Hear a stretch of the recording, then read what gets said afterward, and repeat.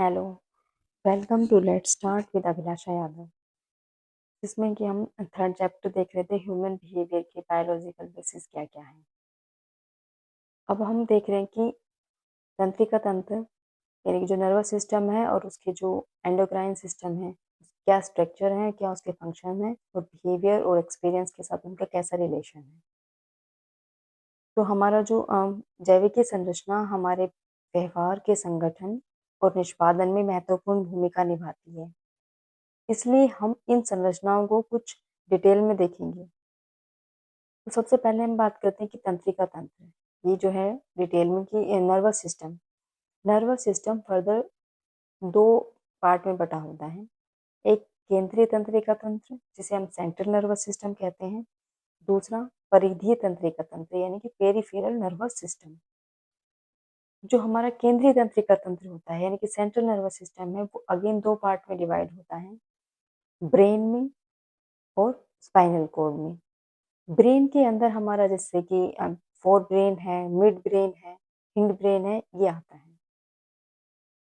फिर आता है हमारे पास स्पाइनल कॉर्ड। स्पाइनल कॉर्ड में जैसे 31 पेयर होते हैं, तो उसके बारे में बात करते हैं। फिर आता है हमारा peripheral nervous system. Peripheral nervous system में आते हैं जो हमारे ब्रेन और स्पाइनल कॉर्ड के अलावा होते हैं वो सभी नर्वस। वो जो नर्व्स हैं उसमें आते हैं हमारे पास 2 टाइप की नर्व आती हैं, कायिक तंत्रिका तंत्र। कायिक तंत्रिका मतलब सोमैटिक नर्वस सिस्टम, जिसमें हमारे सेंसरी और जो मोटर नर्व होती हैं, जो हमारी वॉलंटरी मसल्स हैं वो। सेकंड आता है हमारे पास स्वायत्त तंत्रिका तंत्र यानी कि जो ऑटोनोमिक नर्वस सिस्टम है, तो ऑटोमेटिक काम करता है। हमारे जो इंटरनल नर्व्स होती हैं या इनवॉलंटरी जो नर्व होती हैं, जो खुद से काम करती हैं वो। तो ऑटोनोमिक नर्वस सिस्टम है वो अगेन 2 पार्ट में होता है, अनुकंपी यानी कि सिंपैथेटिक नर्वस सिस्टम और परानुकंपी मतलब पैरासिम्पैथेटिक नर्वस सिस्टम।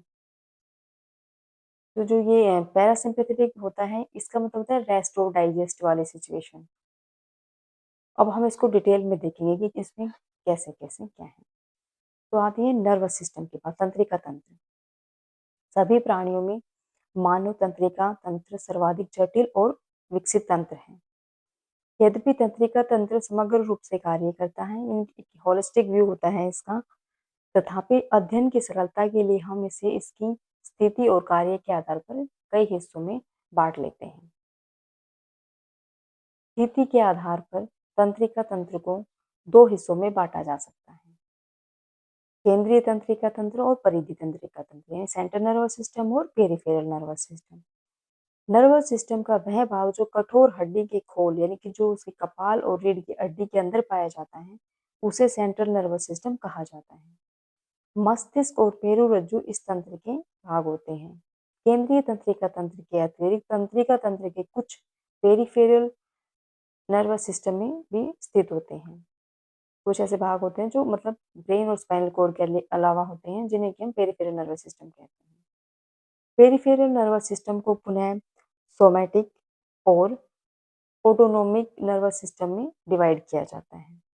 कायिक तंत्रिका तंत्र जो होता है यानी जो सोमैटिक नर्वस सिस्टम है, ऐच्छिक कार्य जो हमारी वॉलंटरी चीजें होती हैं, हम अपनी इच्छा से कोई कार्य करते हैं जैसे हाथ हिलाना, पैर हिलाना, वो जो कार्य होते हैं उससे रिलेटेड होता है, जबकि जो ऑटोनोमिक नर्वस सिस्टम होता है उन कार्यों को करता है जिन पर हमारा कोई कंट्रोल नहीं होता।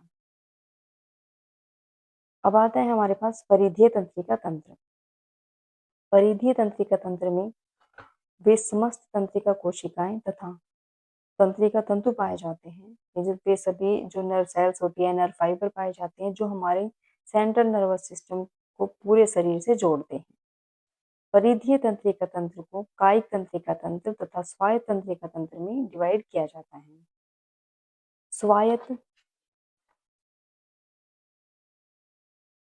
तंत्रिका तंत्र को पुनः सिंपैथेटिक और पैरासिम्पैथेटिक में डिवाइड किया जाता है। परिधीय तंत्रिका तंत्र केंद्रीय तंत्रिका तंत्र को इंफॉर्मेशन सेंसरी ग्राहक संवेदी ग्राहक जैसे कि आईज, नोज, स्किन इनके द्वारा जो है इंफॉर्मेशन भेजता है और पुनः ब्रेन के जो मोटर्स जो आदेश होते हैं, पेशीय आदेशों को मांसपेशियों ये जो उसकी मसल्स हैं और ग्लैंड्स हैं उन तक वापस पहुंचाता है। फिर आता है कायिक तंत्रिका तंत्र, सोमैटिक नर्वस सिस्टम। इस तंत्र में दो प्रकार की तंत्रिकाएं होती हैं। ये दो तरीके की नर्व पाई जाती हैं जिन्हें कपालीय और मेरु तंत्रिका कहा जाता है। यानी कि मतलब ये जो होती हैं इन्हें हम स्पाइनल और क्रेनियल नर्व कहा जाता है। कपालीय तंत्रिकाएं ये 12 सेट होते हैं जो मस्तिष्क के विभिन्न स्थानों से निकलते हैं या उस तक पहुंचते हैं। 3 प्रकार की कपालीय तंत्रिकाएं होती हैं, सेंसरी, मोटर और मिक्स। सेंसरी जो तंत्रिकाएं होती है वो सिर के क्षेत्र में स्थित ग्राहकों जैसे कि विजुअल है, ऑडिटरी है, स्मेल है, टेस्ट है या टेक्चुअल है, उनसे इंफॉर्मेशन जो सेंसरी इंफॉर्मेशन होती है उनको कलेक्ट करती हैं और उन्हें मस्तिष्क तक यानी ब्रेन तक लेकर जाती हैं। पेशीय तंत्रिकाएं मस्तिष्क के निकलने वाले पेशीय आवेगों को शरीर के क्षेत्र में जो स्थित मसल्स होती हैं उन तक लेके जाती हैं।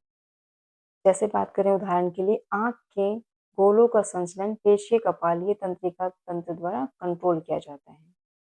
और मिश्रित तंत्रिकाओं में संवेदी और पेशीय दोनों प्रकार के तंतु होते हैं। मस्तिष्क से निकलने वाले और पहुंचने वाले संवेदी पेशीय सूचनाओं का संवहन करते हैं। मेरु तंत्रिकाओं के 11 समुच्चय होते हैं।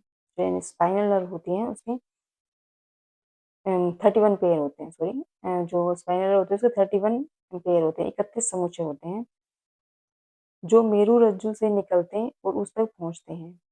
तो प्रत्येक पेयर होता है उसमें सेंसरी और मोटर तंत्रिकाएं होती हैं। मेरु तंत्रिका के दो कार्य होते हैं। मेरु तंत्रिका के संवेदी तंतु शरीर के सभी भागों से इंफॉर्मेशन जो है सेंसरी इंफॉर्मेशन कलेक्ट करते हैं और मेरु रज्जु तक भेजते हैं, जहां से फिर संवेदी सूचनाएं मस्तिष्क तक भेजी जाती हैं। इसके अतिरिक्त मस्तिष्क से यानी ब्रेन से नीचे आने वाली पेशीय आवेग मेरु तंत्रिकाओं के पेशीय तंतुओं द्वारा मांसपेशियों को भेजे जाते हैं। उसके बाद आता है हमारे पास ऑटोनोमिक नर्वस सिस्टम। मतलब कि पहले हमने जो ये कायिक तंत्रिका तंत्र देखा है इसमें कि जो सोमैटिक नर्वस सिस्टम जो है मतलब उसमें हमने क्या देखा कि इसमें दो तरीके की चीजें होती हैं।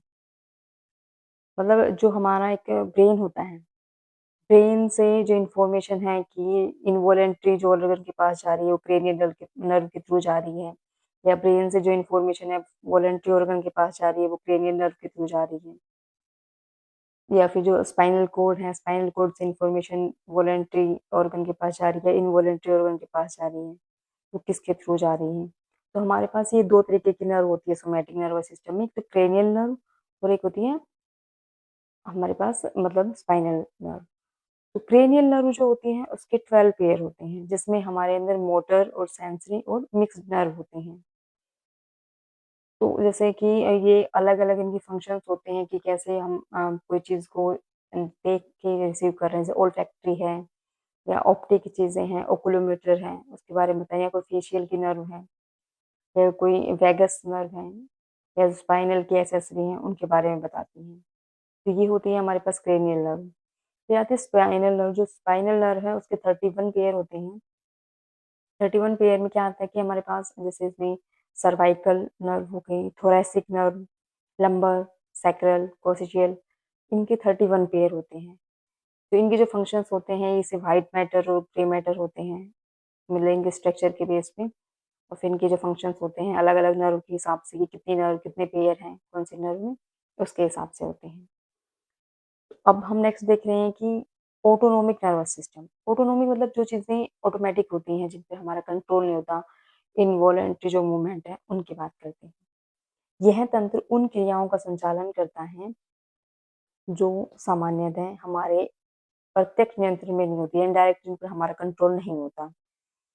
ऐसे आंतरिक प्रकार्यों जैसे कि हम सांस ले रहे हैं, ब्रीथिंग है, ब्लड का सर्कुलेशन है, सलाइवेशन है, उदर संकुचन है, या जो हमारे इमोशनल रिएक्शन होते हैं उनको कंट्रोल करती है ये चीजें। स्वायत्त तंत्रिका तंत्र की ये क्रियाएं मस्तिष्क के विभिन्न भागों के कंट्रोल में होती हैं। स्वायत्त तंत्रिका तंत्र के दो खंड होते हैं, दो पार्ट होते हैं, अनुकंपी खंड यानी कि सिंपैथेटिक और परानुकंपी मतलब पैरासिम्पैथेटिक।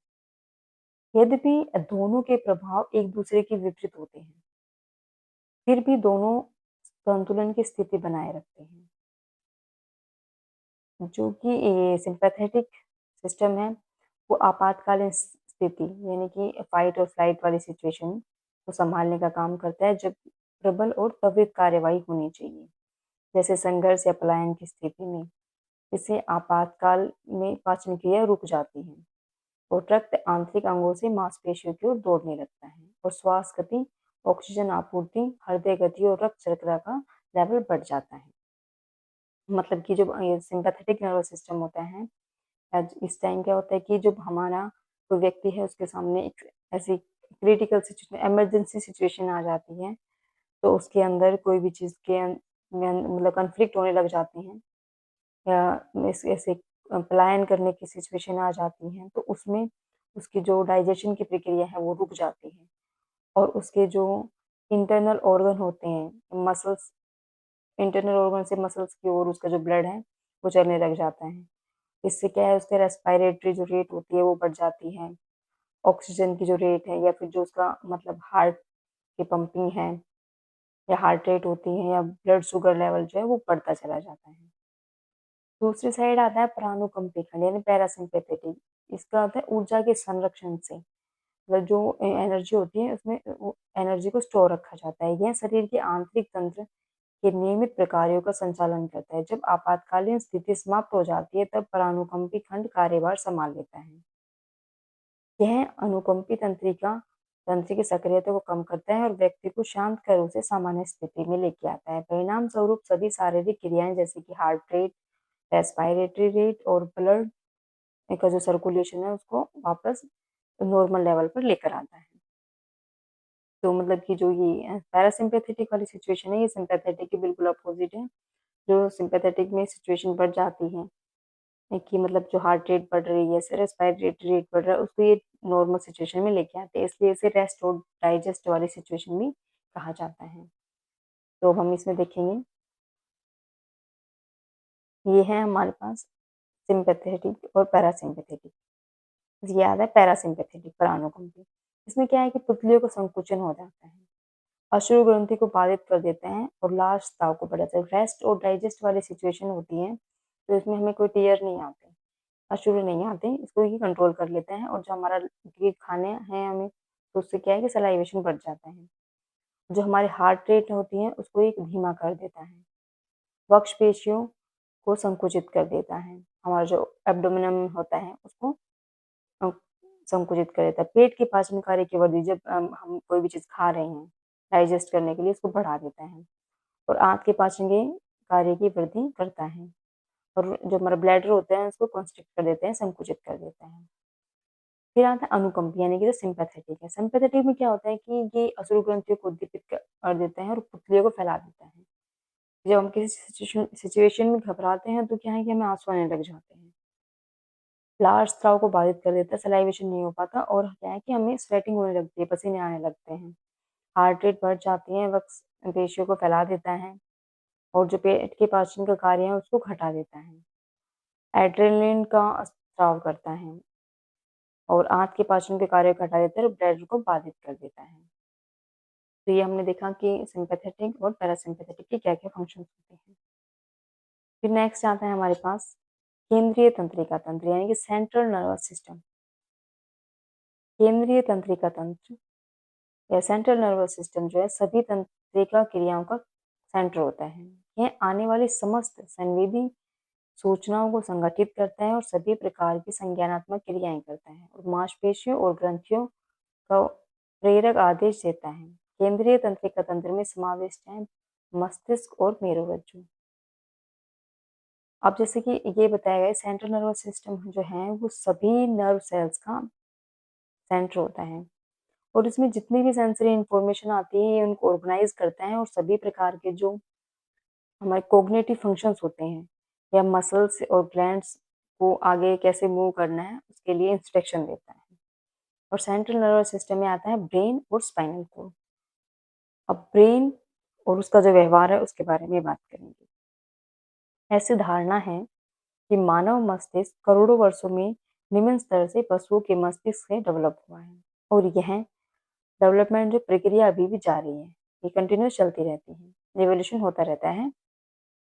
विकास की इस प्रक्रिया में इसके प्राचीनतम रूप से लेकर आधुनिकतम रूप तक हम इसकी संरचनाओं के स्तरों की जांच कर सकते हैं।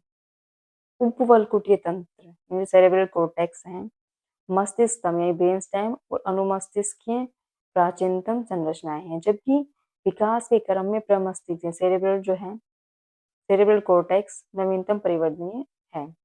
एक वयस्क मस्तिष्क का भार लगभग 1.36 किलोग्राम होता है, यानी कि 1 किलो 400 ग्राम के आसपास होता है, और इसमें लगभग 100 अरब तंत्रिका कोशिकाएं होती हैं। तथापि मस्तिष्क के बारे में सबसे आश्चर्यजनक बात इसकी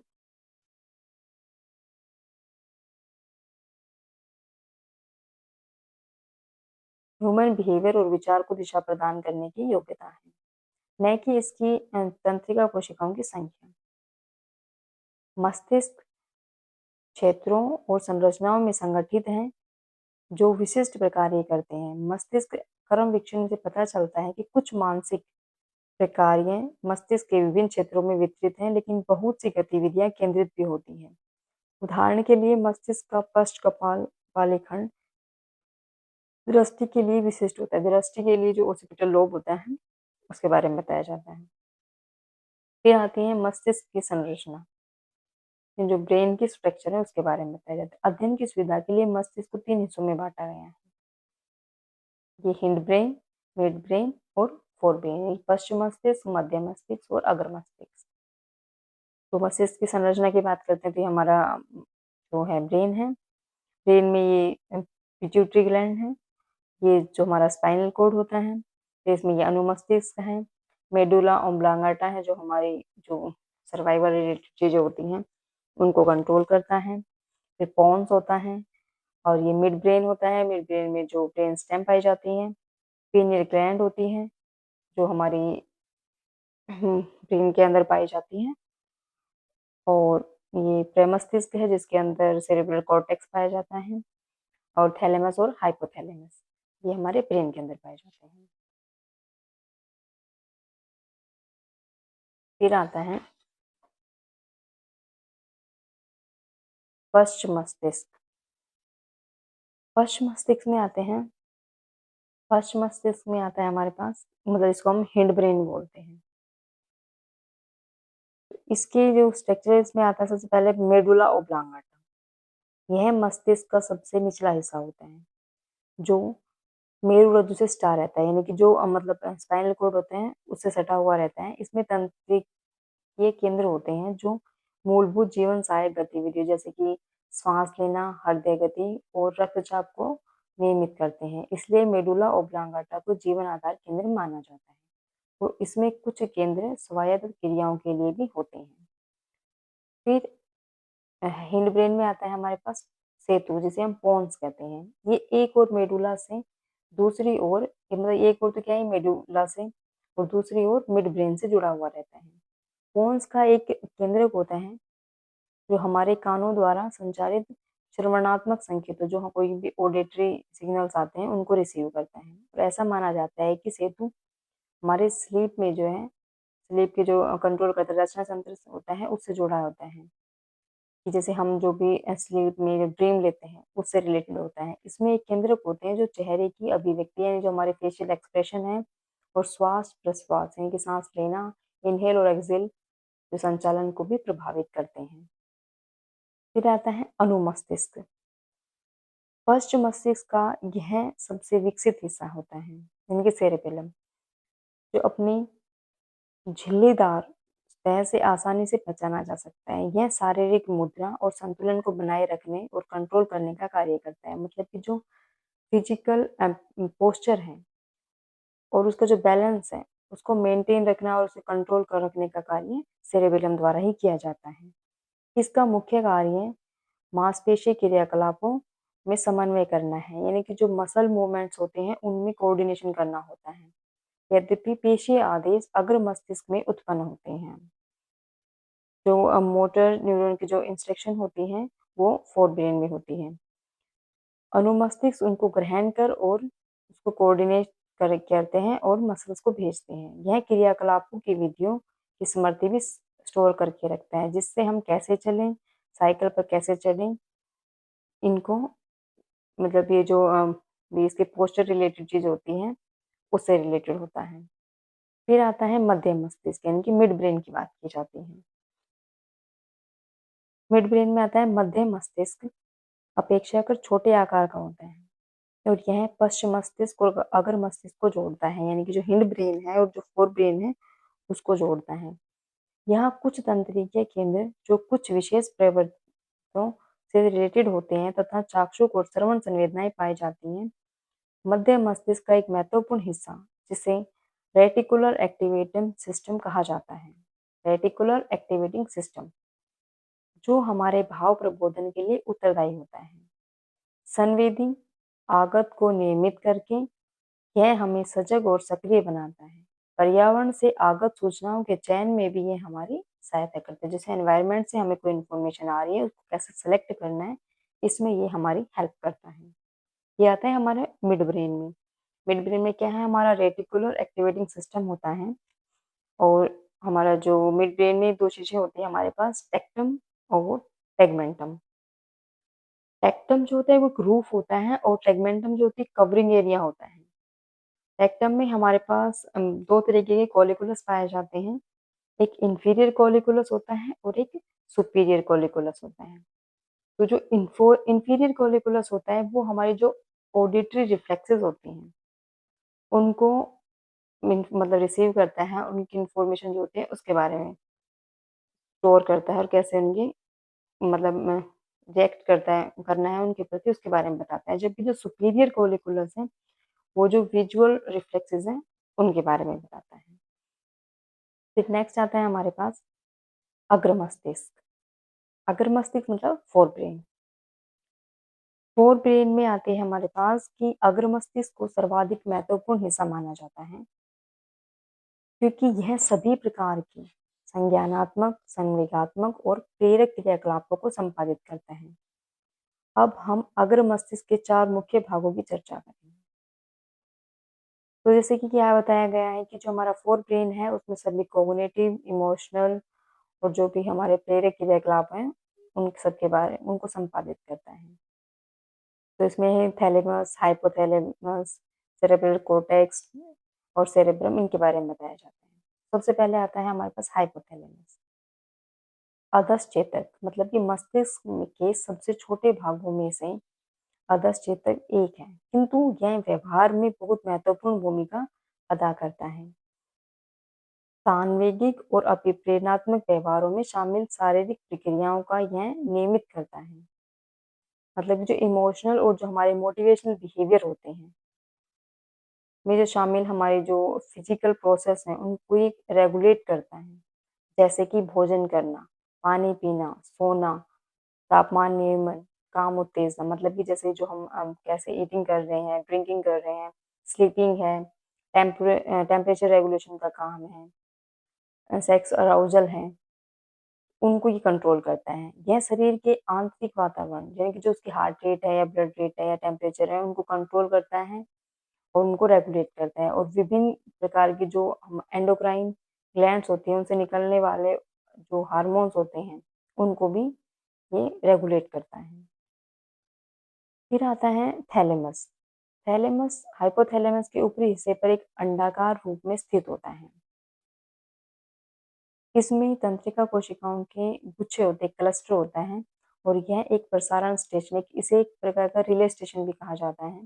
तो ज्ञानेंद्रियों से आने वाले सभी सेंसरी संकेतों, संवेदी संकेतों को ग्रहण करके कोर्टेक्स के उपयुक्त हिस्सों में प्रकरण के लिए भेजता है।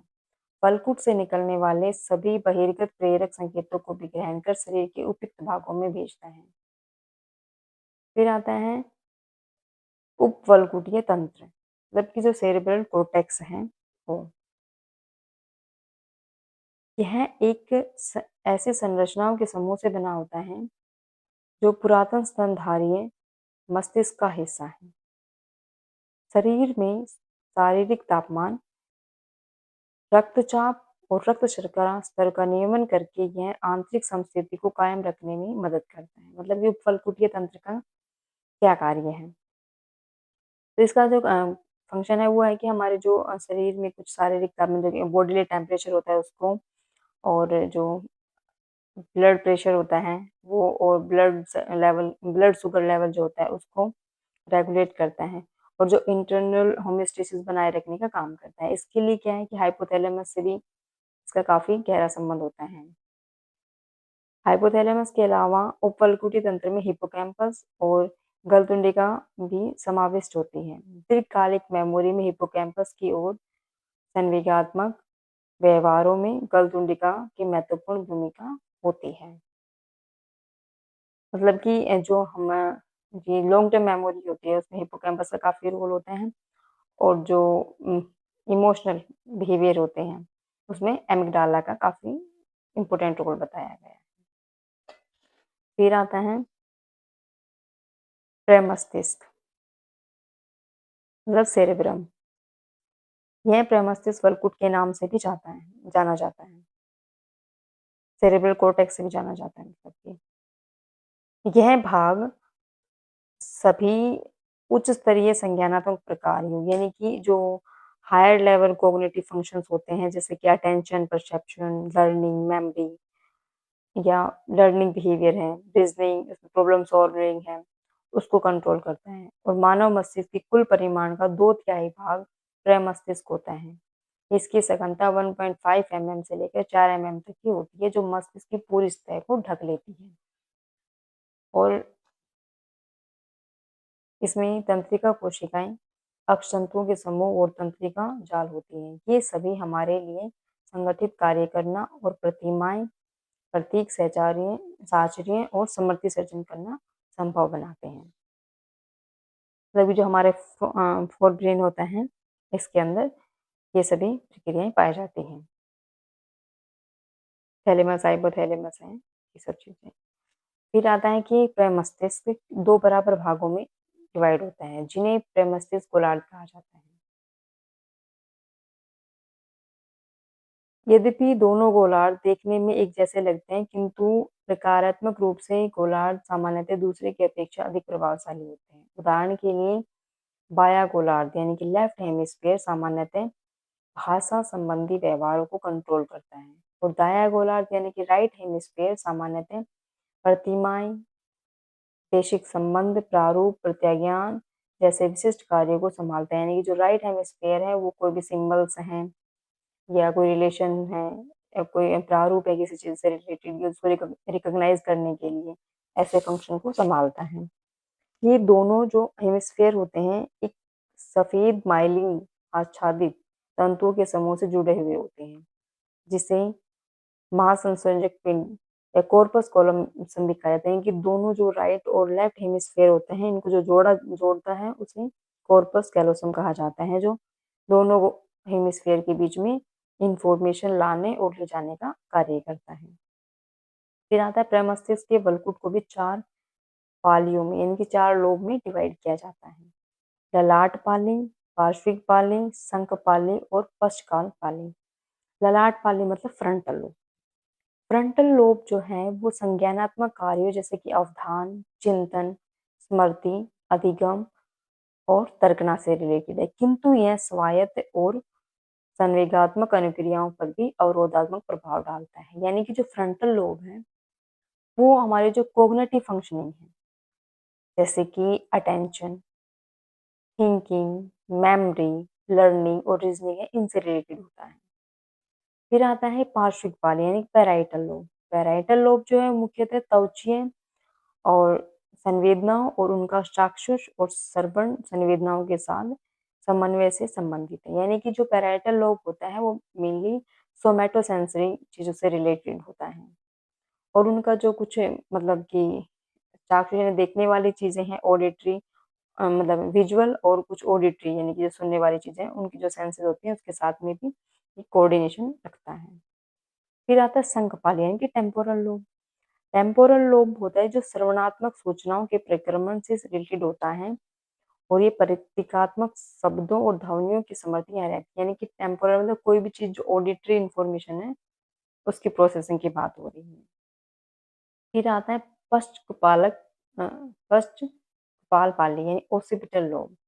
ओसिपिटल लोब जो होता है इसमें मुख्यतः चाक्षुष यानी विजुअल इंफॉर्मेशन से रिलेटेड होता है और ऐसा माना जाता है कि चाक्षुष आवेगों की व्याख्या चाक्षुष उद्दीपकों की स्मृति और रंग चाक्षुष उन्मुखता इसी पाली द्वारा होती है। यानी कि जो भी विजुअल से रिलेटेड इंफॉर्मेशन होती है, कैसे इंफॉर्मेशन आ रही है, कैसे उसकी प्रोसेसिंग हो रही है, वो इसी से रिलेटेड होती है। फिर आता है शरीर क्रिया विज्ञानी और मनोवैज्ञानिकों ने मस्तिष्क की विशिष्ट संरचनाओं के से संबंधित विशिष्ट प्रकारों को पहचानने का प्रयास किया है। उन्होंने पाया है कि मस्तिष्क का की कोई भी गतिविधि पलकुट के केवल एक हिस्से के द्वारा संपादित नहीं होती, सामान्यतः दूसरे हिस्से भी शामिल होते हैं। किंतु यह भी सत्य है कि प्रकारों का कुछ क्षेत्र निर्धारण भी है अर्थात एक विशेष कार्य के लिए वलकुट का कोई विशेष भाग दूसरे भागों की अपेक्षा अधिक महत्वपूर्ण भूमिका निभाता है। यानी कि सभी भाग एक दूसरे से रिलेटेड तो होते हैं पर हर मतलब एक जो पार्ट होता है उसकी एक अपनी स्पेसिफिक भूमिका होती है कोई भी काम करने के लिए। उदाहरण के लिए यदि आप कार चला रहे हैं तो आप अपने पश्च कपाल पाले के कार्यों के फलस्वरूप सड़क और अन्य दूसरी गाड़ियों को देख रहे हैं। नहीं कि ऑसिपिटल लोब से हम चीजें देख रहे हैं, विजुअल रिलेटेड इंफॉर्मेशन है। हॉर्न की आवाज संक्रांत टेम्पोरल लोब से रिलेटेड हो गई, उसका काम करने के लिए कारण सुन पा रहे हैं। और पार्श्विक पाली के कंट्रोल में कई प्रकार की पेशियां क्रियाकलाप करते हैं और निर्णय लेने के लिए हम फ्रंटल लोब का यूज करते हैं। पूरा मस्तिष्क एक समुचित रूप से कोऑर्डिनेट इकाइयों के रूप में काम करता है जहाँ अलग अलग हिस्से अपना अपना कार्य करता है। तो हमने से फोरब्रेन में देखा कि फ्रंटल लोब होता है, पैराइटल लोब होता है, टेम्पोरल लोब होता है और ओसिपिटल लोब होता है। अब हम बात करते हैं कि मेरुरज्जु क्या होता है यानी स्पाइनल कोड। स्पाइनल कोड एक लंबी रस्सी की तरह का तंत्रिका तंतुओं का एक समूह है जो मेरुदंड के अंदर पूरी लंबाई तक जाता है। इसका एक हिस्सा मस्तिष्क के मेडुला से जुड़ता है, ये जो ब्रेन है उसके मेडुला पार्ट से जुड़ा हुआ होता है और दूसरा हिस्सा एक पूंछ के अंतिम हिस्से की भांति मुक्त रहता है। पूरी लंबाई तक इसकी संरचना एक जैसी होती है। मेरुरज्जु के मध्य में उपस्थित तितली के आकार का एक धूसर रंग का द्रव्य के ढेर में साहचर्य तंत्रिका कोशिकाएं एसोसिएशन न्यूरॉन्स और अन्य कोशिकाएं होती हैं। धूसर द्रव्य को घेरे हुए मेरुरज्जु का श्वेत द्रव्य होता है जो कि ऊपर जाने वाले और नीचे की ओर आने वाले तंत्रिका पथ से बना होता है। ये तंत्रिका पथ मस्तिष्क को शरीर के अन्य हिस्सों से जोड़ता है। मेरुरज्जु एक बहुत बड़े केबल की भूमिका निभाती है जो केंद्रीय तंत्रिका तंत्र को असंख्य संदेश भेजती है और प्राप्त करती है। मेरुरज्जु के दो प्रमुख कार्य होते हैं। पहला, शरीर के निचले भागों से आने वाली संवेदी आवेगों को मस्तिष्क तक पहुंचाना और मस्तिष्क में उत्पन्न होने वाले पेशीय आवेगों को सारे शरीर तक पहुंचाना। मतलब कि जो स्पाइनल कॉर्ड के दो कार्य बताए गए हैं, जो पहला कार्य है वो क्या है कि जो बॉडी है हमारी उसके जो निचले पार्ट होते हैं से आने वाले कोई भी जो सेंसरी इम्पल्स होते हैं उसको ब्रेन तक पहुंचाना और ब्रेन में जो उत्पन्न होने वाले जो मोटर इम्पल्स हैं उसको शरीर के भागों तक पहुंचाना। और दूसरा इसमें कुछ सरल प्रतिवर्ती क्रियाएं होती हैं, कुछ रिफ्लेक्स एक्शन होते हैं जिनसे मस्तिष्क भाग नहीं लेता, जिनमें इन जो ये कुछ रिफ्लेक्स एक्शन होते हैं इनमें सेंसरी नर्व और मोटर नर्व और स्पाइनल के कुछ दूसरे द्रव्य की साचर्य तंत्रिका कोशिकाएं शामिल होती हैं। फिर आती है प्रतिवर्ती क्रिया क्या होते हैं, रिफ्लेक्स एक्शन क्या होते हैं। प्रतिवर्ती क्रिया एक ऐसी अनैच्छिक क्रिया है जो एक विशेष प्रकार के उद्दीपन के तुरंत बाद घटित होती हैं। प्रतिवर्ती क्रियाएं मस्तिष्क के चेतन रूप से लिए गए निर्णय के बिना स्वतः घटित होती हैं। प्रतिवर्ती क्रियाएं रिफ्लेक्स एक्शन हमारे तंत्रिका तंत्र में विकासवादी प्रक्रिया के माध्यम से वंशानुगत होती है। उदाहरण के लिए आंख झपकने की प्रतिवर्ती क्रियाएं, जैसे हमारी पलकें बार बार झपकती हैं तो ये रिफ्लेक्स एक्शन होता है। जब भी कोई वस्तु हमारी आंखों के समीप अचानक आ जाती हैं, हमारे दिमाग के समीप कोई चीज़ें आ जाती हैं, तो हमारी पलकें झपकती हैं अपने आप से। तो ये रिफ्लेक्स एक्शन जीव को किसी भी संभावित खतरे से बचाकर जीवन की रक्षा करता है। हालाँकि हमारा जो नर्वस सिस्टम है कई प्रकार के रिफ्लेक्स एक्शन करता है, किंतु उनमें जो मतलब परिचित चीज़ें हैं, वे हैं जैसे घुटने में झटका लगना, पुतलियों का फैलना, सिकुड़ना, बहुत गर्म या ठंडी चीज़ से अगर हमारा हाथ लग जाता है तो हम उसको हटा लेते हैं। साँस लेना, अंगों को फैलाना, इनमें से बहुत सारी प्रतिवर्ती क्रियाएँ मेरुरज्जु के द्वारा की जाती हैं, जिनमें मस्तिष्क शामिल नहीं होता। तो ये आज हमने देखा कि नर्वस सिस्टम क्या होता है, ऐसे कौन से पार्ट हैं और इनकी क्या-क्या फंक्शनिंग है। नेक्स्ट हम देखेंगे इसमें कि कौन-कौन सी हमारी एंडोक्राइन जो सिस्टम है वो क्या है और कौन-कौन सी एंडोक्राइन ग्लैंड्स हैं। Thank you.